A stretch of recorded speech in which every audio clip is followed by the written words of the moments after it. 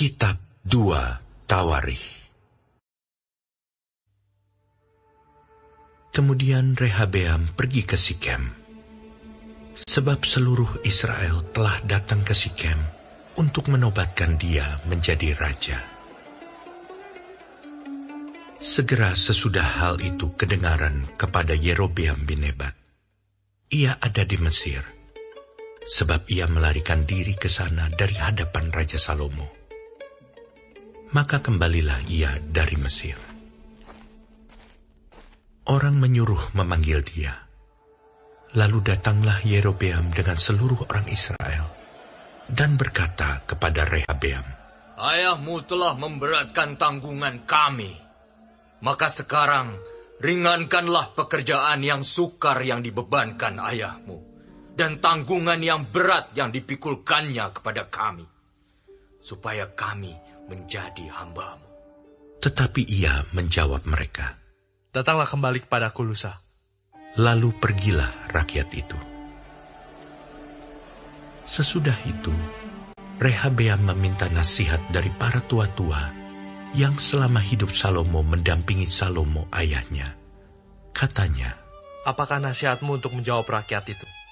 Mereka bertanya kepadanya, "Jika engkau mau berlaku ramah terhadap rakyat itu, mau menyenangkan mereka dan mengatakan kata-kata yang baik kepada mereka, maka mereka menjadi hamba-hamba-Mu sepanjang waktu."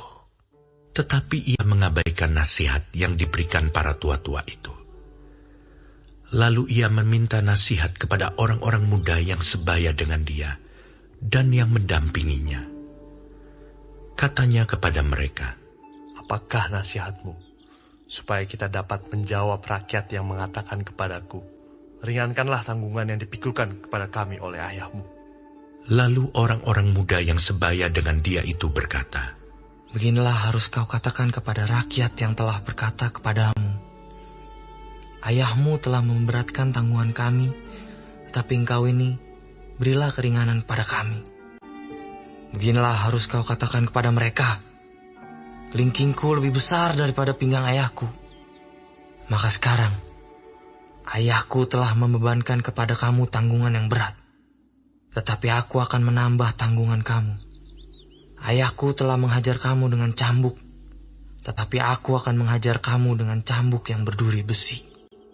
Lusanya, datanglah Yerobeam dengan segenap rakyat kepada Rehabeam, seperti yang dikatakan raja. "Kembalilah kepadaku lusa." Raja Rehabeam menjawab mereka dengan keras. Ia telah mengabaikan nasihat para tua-tua. Ia mengatakan kepada mereka menurut nasihat orang-orang muda, "Ayahku telah memberatkan tanggungan kamu, tetapi aku akan menambahnya. Ayahku telah menghajar kamu dengan cambuk, tetapi aku akan menghajar kamu dengan cambuk yang berduri besi." Jadi raja tidak mendengarkan permintaan rakyat, sebab hal itu merupakan perubahan yang disebabkan Allah, supaya Tuhan menepati firman yang diucapkannya dengan perantaraan Ahia orang Silo kepada Yerobeam bin Nebat. Setelah seluruh Israel melihat bahwa raja tidak mendengarkan permintaan mereka, maka rakyat menjawab raja, "Bagian apakah kita dapat daripada Daud? Kita tidak memperoleh warisan dari anak Isai itu. Masing-masing ke kemahmu, hai orang Israel. Uruslah sekarang rumahmu sendiri, hai Daud." Maka pergilah seluruh orang Israel ke kemahnya, sehingga Rehabeam menjadi raja hanya atas orang Israel yang diam di kota-kota Yehuda. Kemudian Raja Rehabeam mengutus Hadoram yang menjadi kepala Rodi. Tetapi orang-orang Israel melontari dia dengan batu sehingga mati. Bahkan Raja Rehabeam hampir-hampir tidak dapat menaiki keretanya untuk melarikan diri ke Yerusalem.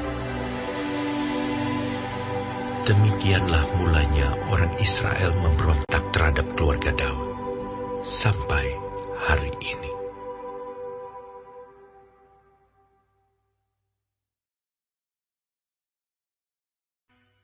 Kitab 2 Tawarikh. Ketika Rehabeam datang ke Yerusalem, ia mengumpulkan kaum Yehuda dan Benyamin, 180.000 teruna yang sanggup berperang untuk memerangi orang Israel, dengan maksud mengembalikan kerajaan itu kepadanya. Tetapi datanglah firman Tuhan kepada Semaya abdi Allah. Demikian.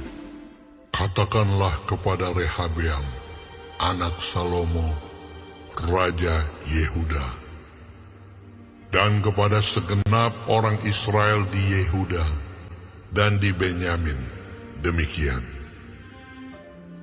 Beginilah firman Tuhan.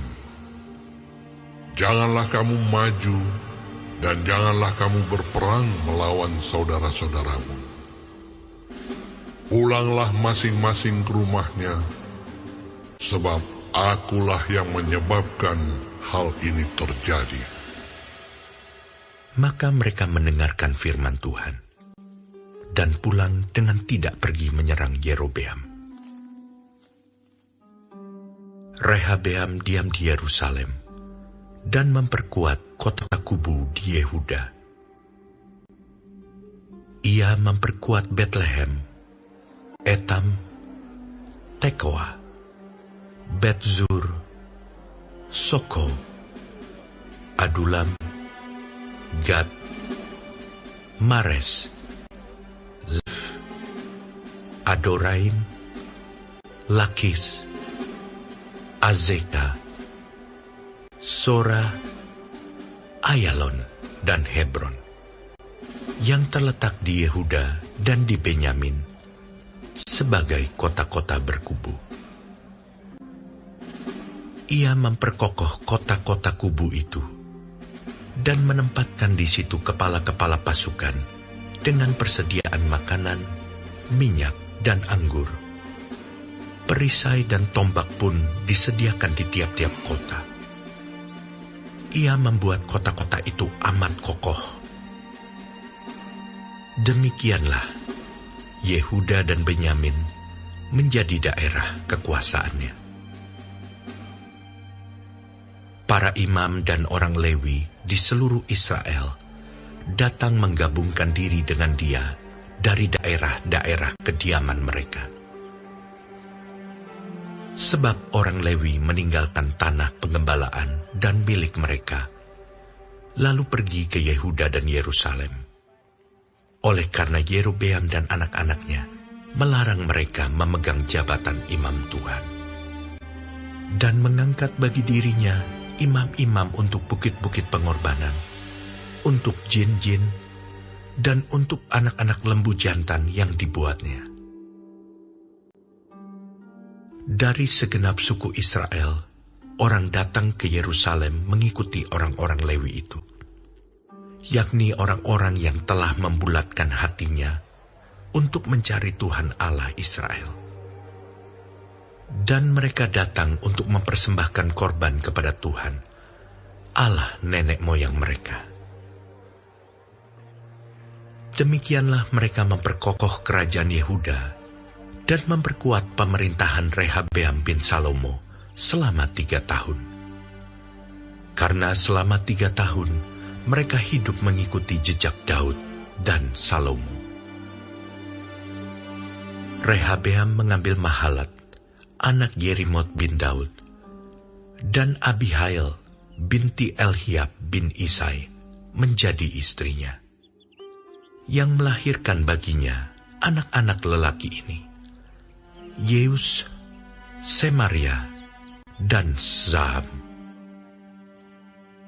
Sesudah Mahalat, ia mengambil Maakah, anak Absalom, menjadi istrinya, yang melahirkan baginya Abia, Atai, Ziza, dan Selomit. Rehabeam mencintai Maakah, anak Absalom itu, lebih daripada semua istri dan gundiknya. Ia mengambil 18 istri dan 60 gundik, dan memperanakkan 28 anak laki-laki dan 60 anak perempuan. Rehabeam mengangkat Abia, anak Maaka, sebagai pemuka, yakni sebagai pemimpin di antara saudara-saudaranya, karena ia bermaksud menjadikan dia raja. Oleh sebab itu, ia mengambil kebijaksanaan untuk menyebarkan semua anaknya yang lain ke seluruh Yehuda dan Benyamin, ke segala kota kubu. Ia memberikan mereka makanan dengan limpahnya, dan menyediakan bagi mereka banyak istri.